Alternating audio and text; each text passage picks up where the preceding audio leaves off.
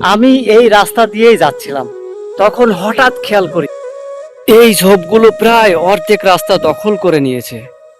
ছোট ছোট বাচ্চারা যখন স্কুলে যায় বা রাতে যখন মানুষ এই পথ দিয়ে চলে, তাদের জন্য এটা কতটা বিপজ্জনক হতে পারে তা ভাবতেই মনটা খারাপ হয়ে গেল।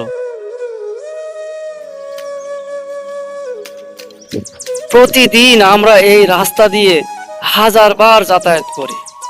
গাছের এই ডালগুলো হয়তো অনেকের গায়ে লেগেছে, অনেকের জামা ছিঁড়েছে, কিংবা কোনো শিশুর চোখে আঘাত লাগতে পারত। আমরা সবসময় ভাবি সরকার কেন ঠিক করছে না, বা কেউ এটা পরিষ্কার করছে না কেন, কিন্তু আমরা ভুলে যাই এই রাস্তাটা আমাদেরও।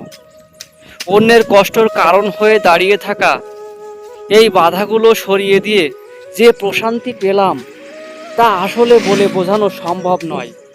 আসুন না, নিজের চারপাশটা একটু নিজেরাই সুন্দর করি।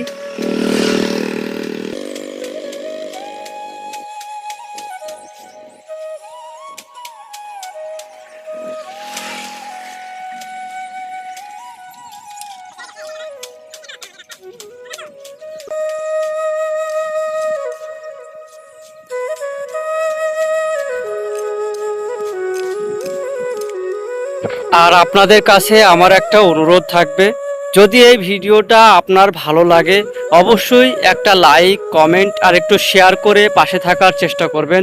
আপনাদের সকলকে ধন্যবাদ।